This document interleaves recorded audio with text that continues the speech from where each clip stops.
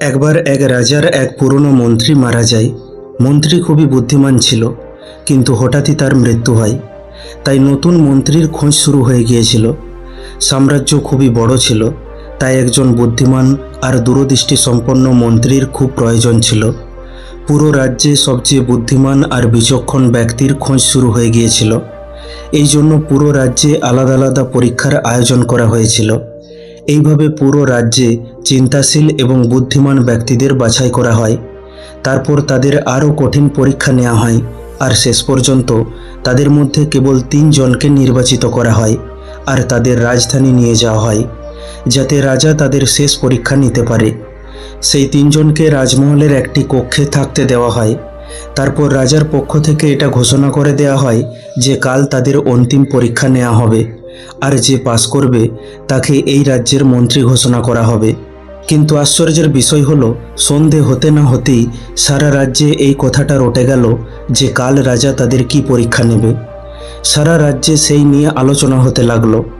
রাজা তাদের একটি আশ্চর্যজনক পরীক্ষা নিতে চায়। কাল সকালে সেই 3 জনকে রাজমহলের একটি বড় কক্ষে বন্ধ করে দেয়া হবে, আর সেই কক্ষের দরজায় একটি বড় তালা লাগিয়ে দেয়া হবে। তালাটি সেই রাজ্যের গণিতজ্ঞ ও কারিগররা একসাথে মিলে বানিয়েছে। সেই তালার কোনো চাবি থাকবে না, তার বদলে তালার ওপর কেবল কিছু সংখ্যা লেখা থাকবে, যার মধ্যে একটি ধাঁধা লুকিয়ে রয়েছে। যে সেই ধাঁধার সঠিক উত্তর খুঁজতে পারবে, কেবল সেই তালাটি খুলতে পারবে। ধীরে ধীরে এই কথাটা সেই 3 জনের কাছেও পৌঁছে গেল যে কাল তাদের একটি ঘরে তালাবদ্ধ করে দেয়া হবে, কিন্তু সেই তালার কোনো চাবি নেই। চাবির বদলে তালার উপর কিছু সংখ্যা থাকবে, আর সেই সংখ্যার ভিতরে একটি ধাঁধা লুকিয়ে আছে। তাদের মধ্যে যে এই ধাঁধার উত্তর খুঁজে তালা খুলে প্রথম কক্ষের বাইরে বেরিয়ে আসবে, তাকেই এই রাজ্যের মন্ত্রী ঘোষণা করা হবে। এই কথা শুনতেই সেই 3 জনের মধ্যে 2 জন বাজারের উদ্দেশ্যে রওনা দিল, আর এই ধরনের তালা সম্পর্কিত যে সমস্ত বই ছিল সব নিয়ে এলো আর পড়তে শুরু করে দিল। কিন্তু তাদের মধ্যে তৃতীয় যে মানুষটি ছিল সে খুব অদ্ভুত ছিল। না সে কোথাও গেল আর না কোনো বই নিয়ে এলো, বরং সে সন্ধে হতেই ঘুমিয়ে পড়ল। বাকি 2 জন ভাবল এ হয়তো ভয়ে আর পরীক্ষা দেবে না বলে ঠিক করে নিয়েছে, আর না হয় যে খবরটা রটেছে সেটার ওপর তার বিশ্বাস নেই। তবুও তারা ভাবল কোনো সুযোগ হাতছাড়া করা ঠিক হবে না, কারণ এমন সুযোগ জীবনে কেবল একবারই আসে। তাই তারা সারা রাত পড়াশোনা চালিয়ে যেতে লাগলো। তালার বিষয়ে যত বই কিনে এনেছিল তা তারা একের পর এক পড়তে লাগলো। পরের দিন সকালবেলায় সেই 3 জনকে রাজদরবারে নিয়ে যাওয়া হলো। সেখানে তারা জানতে পারল যে কথাটা রটেছিল সেটা সত্য। এবার তাদের একটা বড় কক্ষে নিয়ে গিয়ে বন্ধ করে দেয়া হলো, আর যেমনটা তারা শুনেছিল যে এমন তালা থাকবে যার উপর কিছু সংখ্যা থাকবে, ঠিক তেমনই একটি তালা তাদের দরজায় ঝুলিয়ে দেয়া হলো। তারপর রাজা তাদের কাছে এলো আর বলল, তোমাদের মধ্যে যে এই তালার উপর থাকা ধাঁধার উত্তর খুঁজতে পারবে সেই দরজা খুলতে পারবে, আর যে প্রথম দরজা খুলে বাইরে বেরিয়ে আসবে তাকে এই রাজ্যের মন্ত্রী বানানো হবে। এই বলে রাজা চলে গেল। এরপর সেই 2 ব্যক্তি যারা সারা রাত বই পড়ছিল, তারা তাদের জামা কাপড়ের সাথে কিছু বই লুকিয়ে নিয়ে এসেছিল। রাজা যেতে না যেতেই তারা সেই বই বের করে আর তালার উপর লেখা সংখ্যাগুলোকে একটা কাগজে লিখে তার সমাধান খুঁজতে শুরু করে। কিন্তু তৃতীয় ব্যক্তিটি এইসব কিছুই করছিল না। সে তার চোখ বন্ধ করে ঘরের এক কোণে শান্ত হয়ে বসেছিল। তাকে বসে থাকতে দেখে সেই 2 জন হাসতে হাসতে বলে, কি হার মেনে নিলে নাকি? কিছু করো, তবেই তো কিছু হবে। তারা মনে করছিল সে হার মেনে নিয়েছে, তাই ভয়ে চেষ্টা করাই ছেড়ে দিয়েছে। কিন্তু তার মন একদম শান্ত ছিল। তার চোখে স্থিরতা স্পষ্ট দেখা যাচ্ছিল, তার মধ্যে কোনো অস্থিরতা ছিল না। সে চুপচাপ বসেছিল। হঠাৎ তার মাথার মধ্যে কোনো আইডিয়া এলো, তাই সে উঠে দরজার কাছে গেল আর দরজাটা হালকা করে ধাক্কা দিল। আরে এ কি, দরজা তো খুলে গেল, আর সে বাইরে চলে গেল। কিন্তু বাকি 2 ব্যক্তি বইয়ের মধ্যেই মুখ গুঁজে পড়েছিল। তারা বুঝতেই পারল না যে তৃতীয় ব্যক্তিটি দরজা খুলে বাইরে চলে গেছে।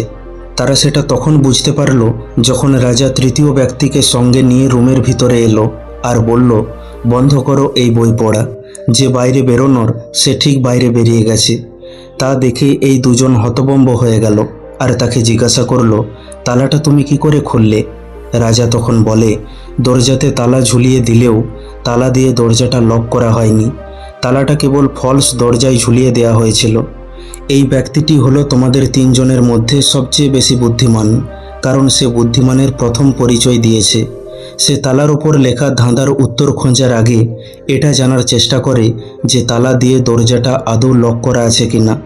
তাই সেই ব্যক্তি আসল বুদ্ধিমান, যে সমস্যার সমাধান খোঁজার আগে এটা জানার চেষ্টা করে যে যেটার সে সমাধান বের করতে চলেছে সেটা আদৌ কোনো সমস্যা কিনা।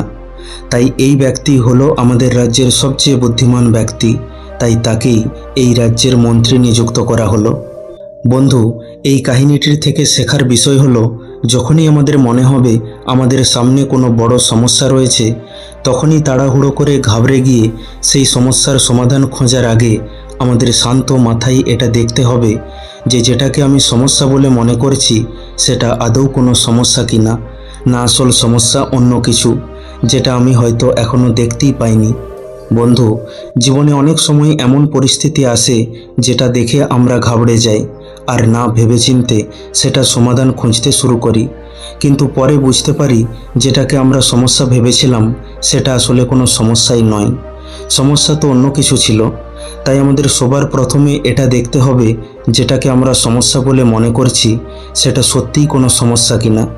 তারপর সেই সমস্যাটাকে ভালো করে বুঝতে হবে, কারণ অধিকাংশ সময়ই দেখা যায় সমস্যার মধ্যেই সমাধান লুকিয়ে থাকে। তাই ভালো করে সমস্যাকে বুঝে নেওয়া মানে অর্ধেক সমাধান খুঁজে নেওয়া। বন্ধু, আশা করি এই ভিডিওটি থেকে আপনি কিছু শিখতে পারলেন। ভিডিওটি কেমন লাগলো কমেন্ট করে অবশ্যই জানান। ভালো লাগলে লাইক করে দিন আর আপনজনের সাথে শেয়ার করে নিন। প্রতিনিয়ত এই রকম শিক্ষামূলক কাহিনী পেতে এখনই আমাদের চ্যানেলটিকে সাবস্ক্রাইব করে পাশে থাকা বেল আইকনটিকে দাবিয়ে দিন। খুব তাড়াতাড়ি ফিরে আসব অন্য একটি শিক্ষামূলক ভিডিও নিয়ে। ভালো থাকবেন। ধন্যবাদ।